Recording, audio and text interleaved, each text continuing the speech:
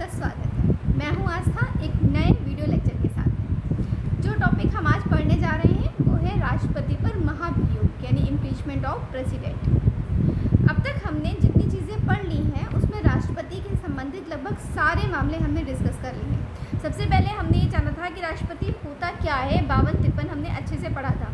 उसके बाद हमने पढ़ा कि क्या क्वालिफिकेशंस होने चाहिए, फिर कौन है जो वोट करेगा राष्ट्रपति के चुनाव में, और उसके बाद राष्ट्रपति के चुनाव की रीति क्या है यानी manner of election of president. इतनी सारी चीज़ें हमने पढ़ ली थी। फिर एक लेक्चर हमने और लिया जिसमें ऑथ पढ़ा और टर्म ऑफ जो है president, term of office of president, साथ में important condition of office of president भी हमने पढ़ लिया था।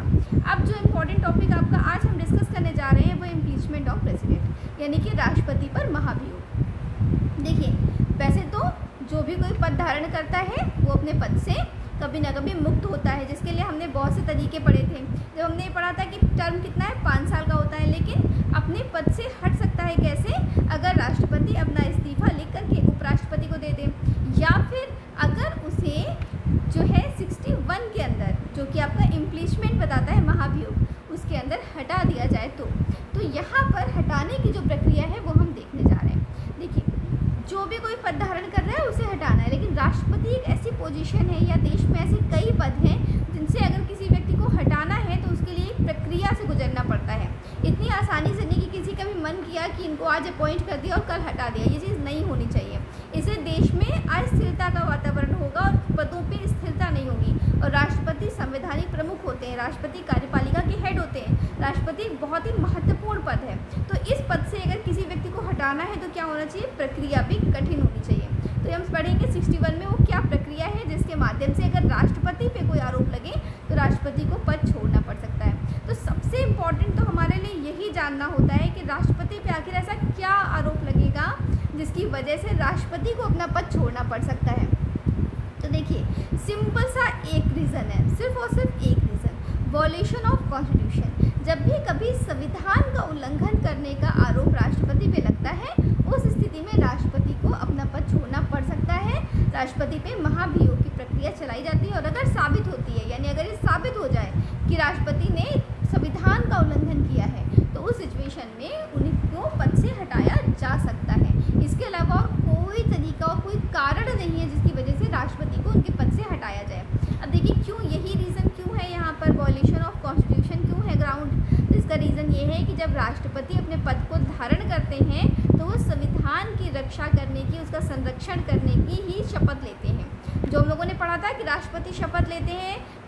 अब ये बात आप लोग मुझे कमेंट सेक्शन में बताएंगे कि राष्ट्रपति किसके समक्ष शपथ लेते हैं, यानी जिस समय राष्ट्रपति अपना ओथ या अफर्मेशन करते हैं तो कौन होता है जिसके सामने वो अपना ओथ लेते हैं। ठीक है, ये मैंने आपको पढ़ाया था, इसका आंसर आप मुझे कमेंट सेक्शन में करेंगे। तो जब भी राष्ट्रपति अपनी शपथ लेते हैं, आर्टिकल आपका 60 लगता है, तो उस सिचुएशन में वो हमेशा संविधान की रक्षा, परिरक्षा, उसका संरक्षण, इसी बात की शपथ लेते हैं। तो यहाँ पर हम देख रहे हैं कि अगर उन्होंने अपनी शपथ का उल्लंघन किया, यानी संविधान का पालन नहीं किया, उसका उल्लंघन किया, तो उस स्थिति में उन्हें उनके पद को छोड़ना पड़ सकता है।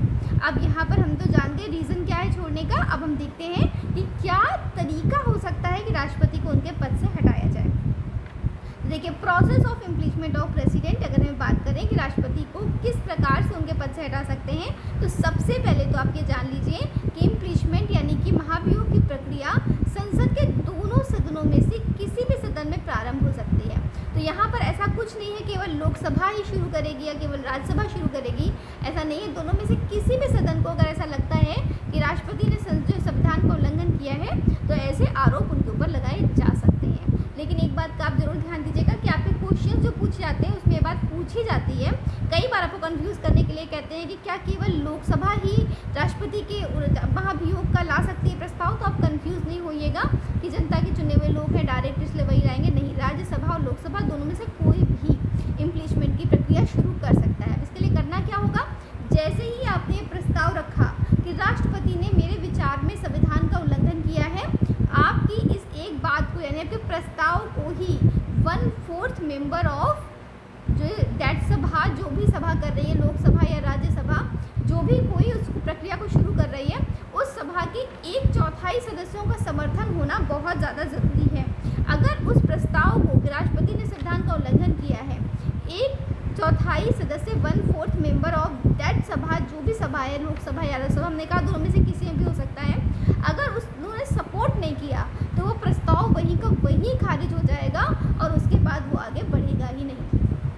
ठीक है, ये बात क्लियर है कि अगर आपको प्रस्ताव सिर्फ रखना है, आपको उसको आगे प्रक्रिया में लाना है, तो इसके लिए भी आपको 1/4 मेंबर की ज़रूरत पड़ेगी।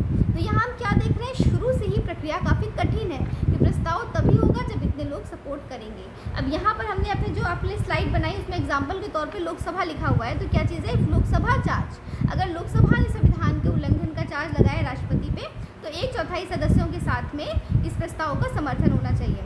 जैसे ये प्रस्ताव आता है वैसे ही राष्ट्रपति को 14 दिन की नोटिस दे दी जाती है, यानी कि तब तक इस बात को हम आगे नहीं बढ़ाएंगे जब तक राष्ट्रपति को हमने 14 डेज़ का नोटिस पीरियड नहीं दे दिया है कि आपके अगेंस्ट हम इस तरीके की कार्यवाही करने जा रहे हैं, तो उसके बाद ही प्रक्रिया आगे बढ़ेगी। अब इसके बाद क्या होगा, इसके बाद जो आपका इम्पीचमेंट रेजोल्यूशन है, यानी जो आपका जो है अब महाभियोग लगने के लिए जो आगे बात होगी, प्रस्ताव होगा, उसमें क्या चीज़ होगी, तो तभी वो पास हो पाएगा जब जिस सदन में प्रस्तुत किया गया था उस सदन के 2/3 सदस्यों के द्वारा उसे पास कर दिया जाता है।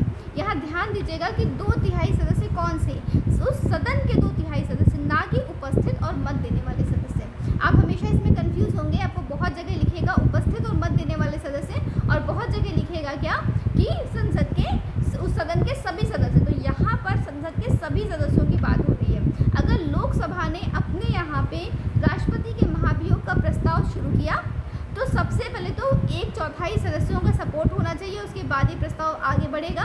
अगर ऐसा होगा तो 14 दिन की नोटिस राष्ट्रपति को दे दी जाएगी। उसके बाद अगर सदन के 2/3 सदस्यों को ऐसा लगता है कि राष्ट्रपति पर ये आरोप सही है और राष्ट्रपति को इस बात के लिए पद से हटाया जाना चाहिए, तो उस स्थिति में राष्ट्रपति के ऊपर जिसका प्रस्ताव पारित हो जाएगा।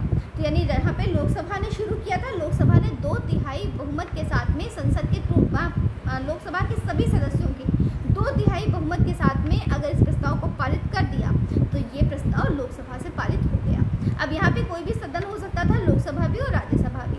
जो भी सदन ने इसको पहले पारित किया है वो क्या करेगा, इसके बाद इसको उठा करके भेज देगा दूसरे सदन के पास में। यानी हमारे एग्जाम्पल के तौर पे हमने लोकसभा में शुरू कराया था, तो अब ये कहाँ पहुँच जाएगा, ये राज्यसभा के पास पहुँच जाएगा।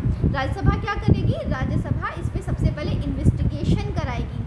इस इन्वेस्टिगेशन में यानी कि यहाँ पर जजेस बैठेंगे और वो इस बात को देखेंगे, 3 जजेस ऑफ सुप्रीम कोर्ट, यहाँ पर ये वो इस चीज़ को देखेंगे कि क्या ये आरोप सच है, क्या इन आरोप के ग्राउंड्स हैं कि ऐसे ही कहा गया है। और यहाँ पर राष्ट्रपति को भी इस बात की परमिशन होती है, ये राइट होता है कि वो भी आप आए और अपना पक्ष रखें। इसके लिए उन्हें बुलाया जा सकता है, इसका उन्हें पूरा अधिकार होता है कि वो संसद में अपना पक्ष रखें इस इन्वेस्टिगेशन में। अगर ये इन्वेस्टिगेशन की रिपोर्ट ऐसी आती है कि हाँ ठीक है, ये सही बात है कि यहाँ पर ये आरोप साबित हो रहे हैं, अगर इस चीज़ को हम देख रहे हैं कि आरोप साबित हो रहे हैं, तो उस सिचुएशन में हम फिर क्या करते हैं, उस सिचुएशन में राज्यसभा में भी वोटिंग होती है। अगर राज्यसभा ने भी उस प्रस्ताव को 2/3 बहुमत के साथ पास कर दिया, यानी कि यहाँ पे भी 2/3 लोग इस बात से सहमत हो गए, राज्यसभा के टोटल सदस्यों में अगर 2/3 लोग इस बात के लिए सहमत हो जाते हैं कि हाँ राष्ट्रपति ने संविधान का उल्लंघन तो किया है और इस बात के लिए इन्हें पद से हटाया जाना चाहिए, तो उस सिचुएशन में क्या होता है, उस सिचुएशन में राष्ट्रपति को उनके पद से हटाया जाता है। ठीक है, तो प्रक्रिया कहाँ से शुरू हुई थी, सदन के संसद के दोनों सदनों में से किसी भी सदन में शुरू हो सकती है, लेकिन महत्वपूर्ण क्या है, जिस भी सदन में शुरू होगी उस सदन में 1/4 सदस्यों के जो है सहमति के साथ में ही प्रस्ताव आएगा। उसके बाद में फिर क्या होगा, उसके बाद में हम क्या देखते हैं कि प्रस्ताव को 2/3 सदस्यों के द्वारा समर्थन मिलना चाहिए, उसके बाद ही वो प्रस्ताव पारित होगा। पारित हो गया तो पारित होकर पहुंच जाएगा दूसरे सदन, दूसरे सदन में इन्वेस्टिगेशन होगा। अगर यहाँ पर राज्यसभा ने प्रस्ताव शुरू किया होता तो इन्वेस्टिगेशन कौन कराता, लोकसभा कराती। ठीक है, लोकसभा ने शुरू किया तो कौन, राज्यसभा। दूसरे सदन में इन्वेस्टिगेशन होगा, इसमें जो है राष्ट्रपति को अपनी बात रखने का मौका दिया जाएगा।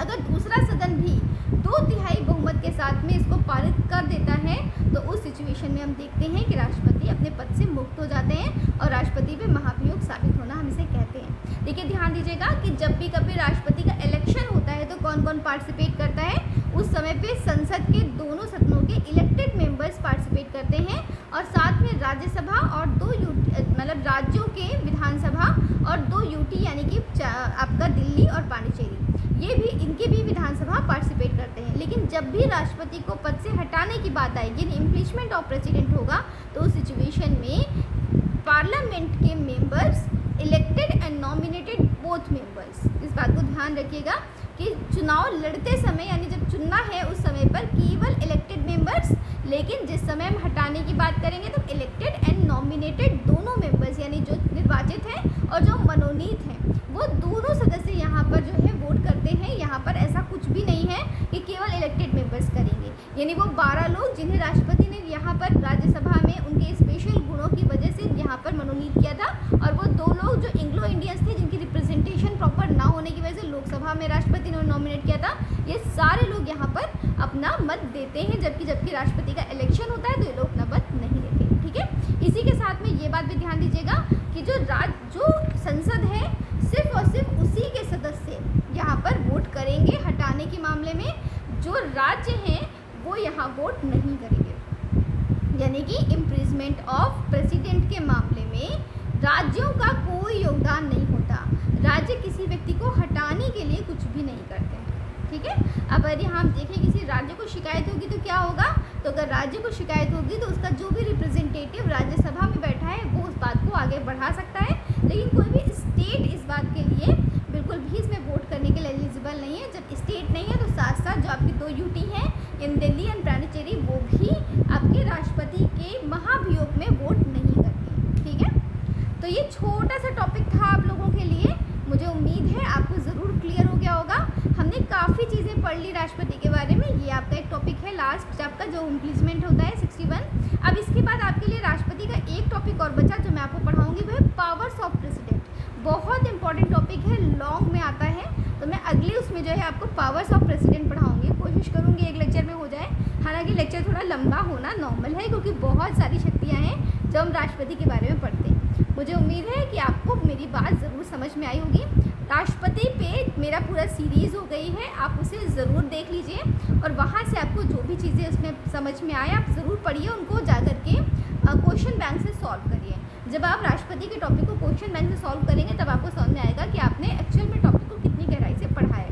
ठीक है, लास्ट में वही बात, अगर आपको मेरे साथ पढ़कर विषय समझ में आता है यानी मेरा पढ़ाने का तरीका ठीक लगता है तो मेरे चैनल को सब्सक्राइब कर लीजिए, वीडियोस को लाइक कर दीजिए, शेयर कर लीजिए और मोस्ट इम्पॉर्टेंट आप अपनी पढ़ाई रेगुलर कंटिन्यू रखिए। ठीक है, थैंक यू, मिलते हैं अपने नेक्स्ट